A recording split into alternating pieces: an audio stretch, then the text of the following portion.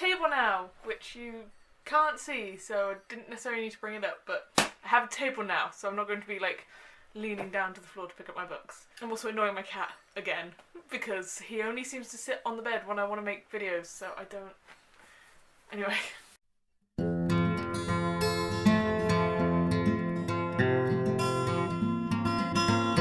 Hi everybody, it's Jade, and today we're going to be doing the mid-year freakout tag. I did this last year. I was ill, had a fever, don't really remember much of it. Similar things happening. For some reason I just seem to get ill around this time of year. Also, if you can hear chimes, it's very windy, and I have wind chimes in my kitchen window, which you might be able to hear in the background. I don't know what the weather is doing, but yes. Let's just get straight into it, shall we? I've written the questions down because for some reason it was really hard to just find the questions as a list without having to scroll through other people's answers. So, yes. Question 1 is the best book you've read so far in 2022. For most of these I have multiple answers because I am indecisive, and so I have, because I couldn't pick between these two, so I have picked Under the Whispering Door by TJ Klune and Iron Widow by Xuanzhe Zhao. And yes, those two are my current faves for 2022 and will most likely be making it into the top 10 unless I read 10 absolutely incredible books between now and the end of this year. With these tags, do we give synopsises? A synopsis? What's the plural of synopsis to these books? I don't know. But Under the Whispering Door is a lovely young adult. I'm not going to say this is a middle grade because I don't think it is. Book that it has a really like healthy discussion about death and grief and all that stuff, and just an absolutely lovely story that made my heart well and made me cry like happy tears. And Iron Widow is Pacific Rim set in Imperial China with a kick-ass protagonist who's like, she's like righteously angry for the entire book, and I love it. Second question is the best sequel you've read so far. I've only read 2 sequels. One of them was a reread, but I'm still going to pick this as the best sequel I've read so far, and that is Heartstopper number 2. Still don't have my physical copies back yet, but here it is. Just, oh my god, I'm probably going to read these books like every single year because they're just so lovely. Question number 3 is new release that you haven't read yet, but want to. Right, I don't know if this is out yet, and this is going to be my answer to this question and the next question, so I'm just going to read the next question as well, which is most anticipated release for the second half of the year, because like I said, I think it's coming out in July, which is probably when this video is going up, but I'm filming this in June. So hold on, I've forgotten the name of it. I thought it was this. Yes, so my most anticipated release and the new release that I really, really want to read is A Prayer for the Crown Shy by Becky Chambers. This would have very possibly been my favourite sequel, but I haven't read it yet, so this is the second book in the, what's it called? The Monk and Robot series. And just considering that the first book just made me feel so good about my life and just life in general, and I love Becky Chambers so much, I just...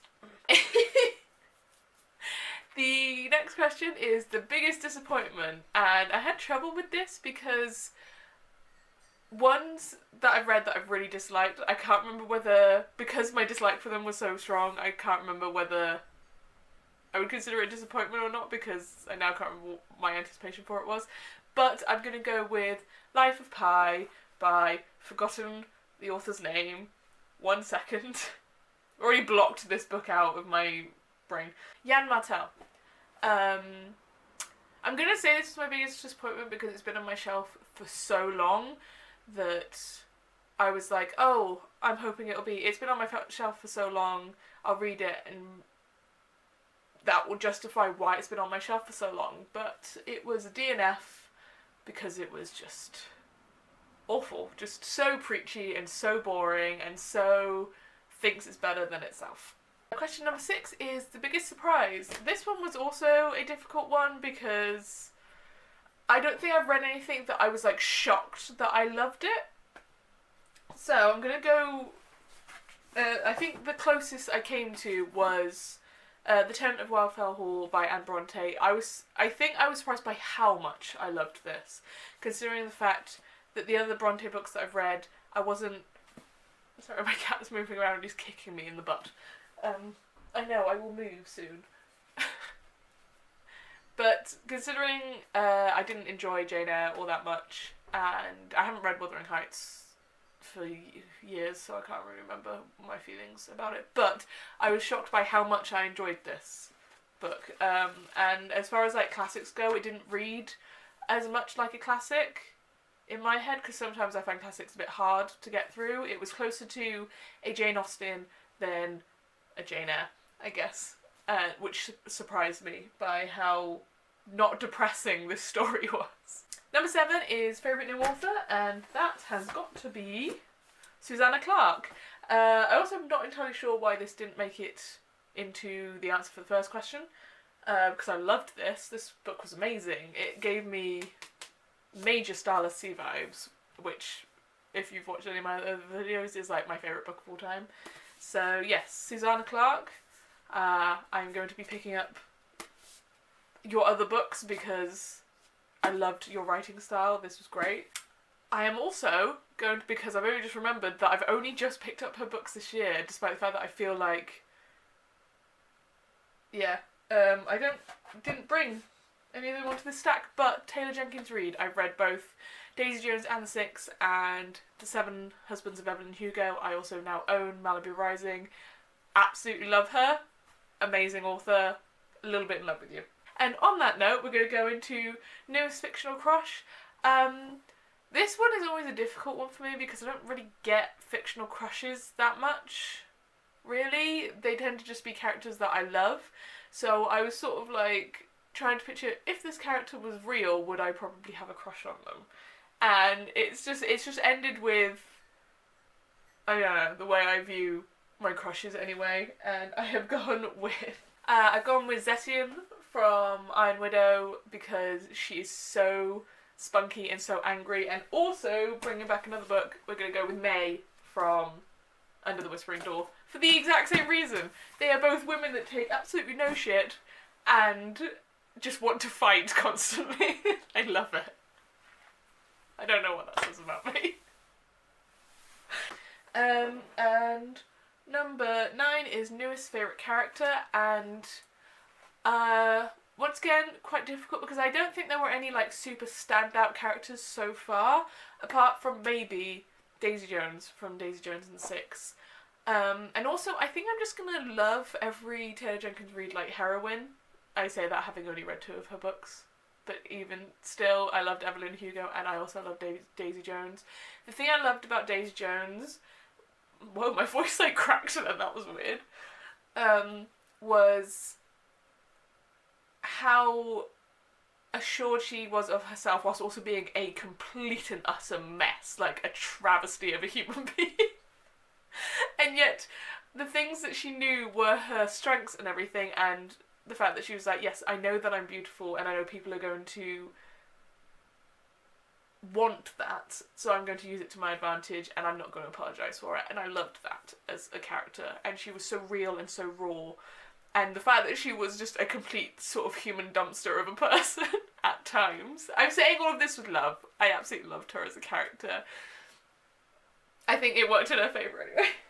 Number 10 is a book that made you cry. I've already said that Under the Whispering Door made me cry. It made me cry happy tears. It also, I was reading it literally at like the same month that my aunt died, and it really helped with that.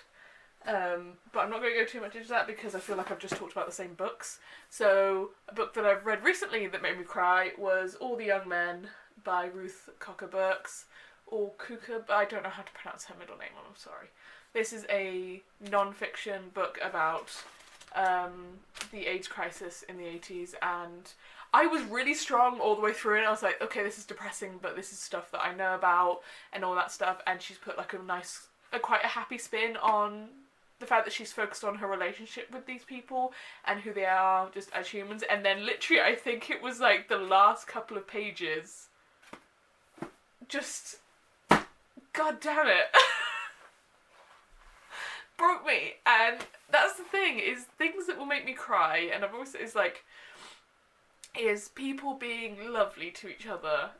And like, I can almost get through books where awful stuff happens most of the time without crying, and yet things like a good example of this is, I feel like everyone has cried when watching The Land Before Time.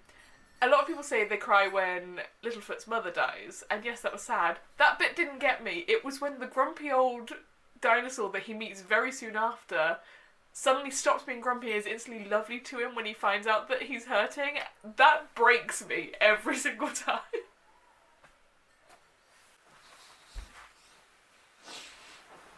And he's off. Okay. Right. The camera died because I'm bad at checking how much power is left in my camera. That was a really weird way of saying that. But anyway, we'll just get straight back into... There's like cat hair everywhere. Straight back into it. Because I can't...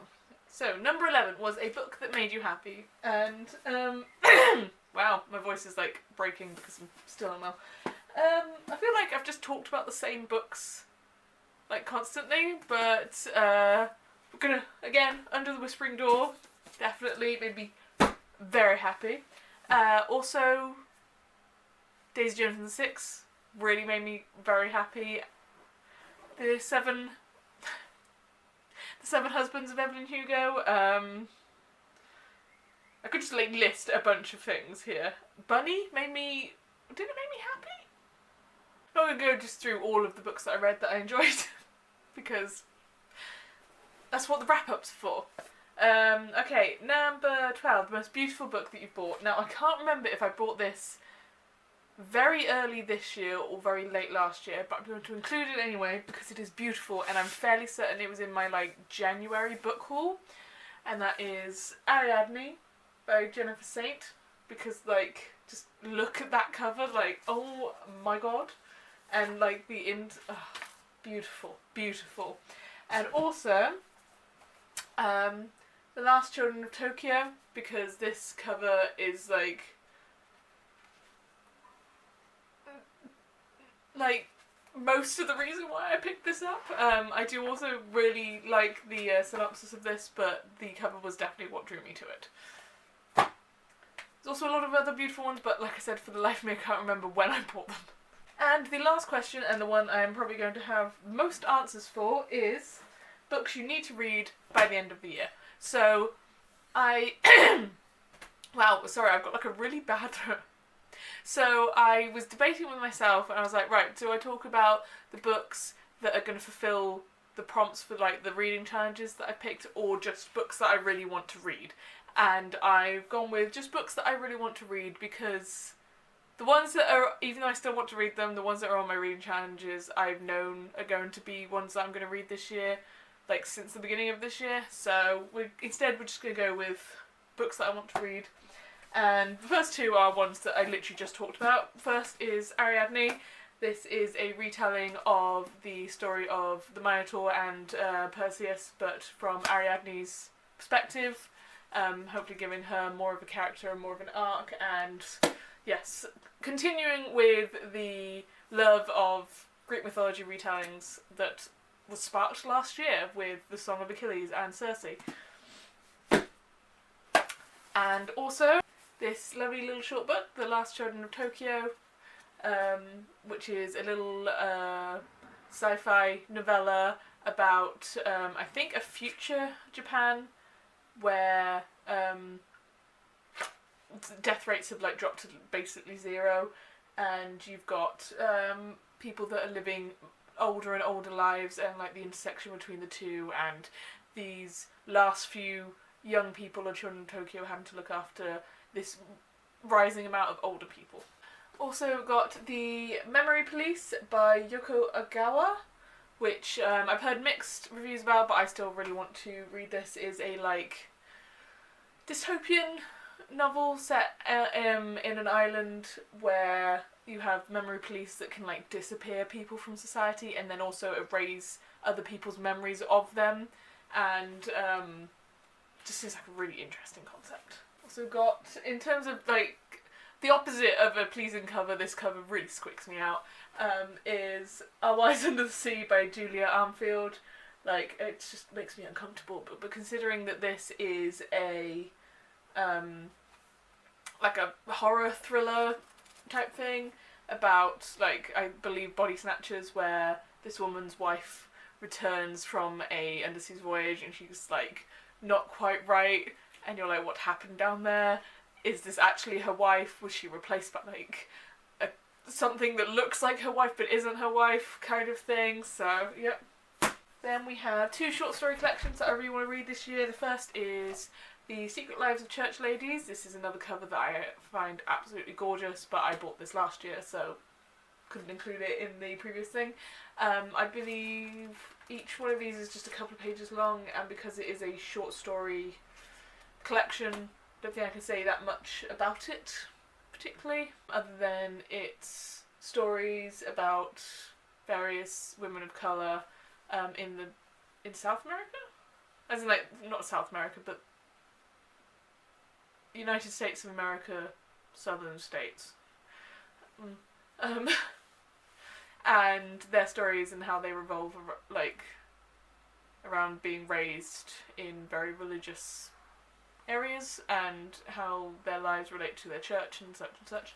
And the other short story collection is My Pen is the Wing of a Bird, which is a bunch of short stories. Short story, yeah, that was great. Which is a bunch of short fiction stories written by Afghan women who historically have not been allowed to publish their work.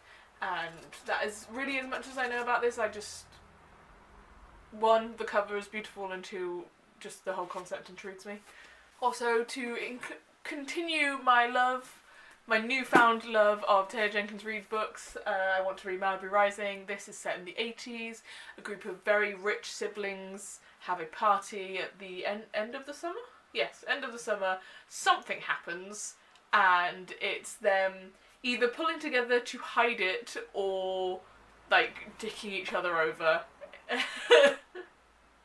It's, I'm assuming it's going to be like a sibling familial story about that kind of dynamic, and I know that Taylor Jenkins Reid does just familial and relationship dynamics really well. I also really want to get to My Dark Vanessa this year. This one always comes up in conversations of like A Little Life and Shuggie Bain and stuff like that, so I'm anticipating this to be a book that destroys me, and as we know, that seems to be my jam. So this is all about a woman who realises after a news story of her English teacher grooming an underage girl that he did the same thing to her, and she's basically been justifying it in her own mind and not necessarily thinking about how it has negatively affected her, the fact that she was groomed and abused by an older man when she was in school. And sounds absolutely charming. And also, because I will read literally anything this woman writes, I want to read Galatea by Madeline Miller, this lovely little short story retelling of Galatea. Probably going to be just a very quick 1 session read, but as soon as I saw it and I was like, it's written by her, I must read. And in a similar vein of we'll read anything this woman puts out, I want to read The Galaxy and the Ground Within by Becky Chambers. This is the 4th and final, I believe, book in the Wayfarers series. That's literally all I know about it, because I was like, I've read the other books in the Wayfarers series, I need to read the last one, which is why I bought this in hardback. Which, you know, doesn't match the other 3. It's just I saw it and was like, I need to read this, and picked it up straight away. So that is the end of my mid-year freakout tag. Yes. I weirdly feel like I've only spoken about like 4 books because they fit multiple prompts, despite the fact that I have I've nearly Is this the same? Are these the same questions as like last year's mid-year free cat tag? Because I don't know. Anyway, so yeah, considering the fact that I have almost hit my reading goal for the year at the halfway mark, I still weirdly don't feel like I've read actually that many books this year. Maybe because none of them have like been super outstanding, other than the ones I've just spoken about. Anyway, yes, looking forward to the next half of this year. Hopefully I will get to some of the books that were on my list that I've just spoken about, and also some others. Hopefully we'll find some new favourites. Let me know in the comments if you've read any of the books that I've just talked about. Did you love them? Did you hate them? What was your favourite book that you've read so far this year? Have you discovered any new authors that you absolutely adore, that you think that I would like, or that you just want to rave about in the comments? Please leave a comment below. Because I've decided that I'm going to be shameless about this, because I'm very proud of it, if you would like to read a book by an author, and you like fantasy, and you like specifically queer fantasy, please consider picking up my book, The Blessed and the Curse. There will be a link to it below. You can buy it from basically most major online retailers such as Amazon, Kobo, Barnes & Noble, Waterstones if you're in the UK. The Book Depository has it now as well, and so does Abe Books, which is surprising. Follow me on Bookstagram if you want to see little reviews of books that I'm reading as and when I read them. And you can also be my friend on Goodreads, where I, post the books that I'm reading again. So I'm really bad at this bit of the video. Anyway, as always, be kind to yourself and be kind to others, and I will see you in the next video. Bye bye.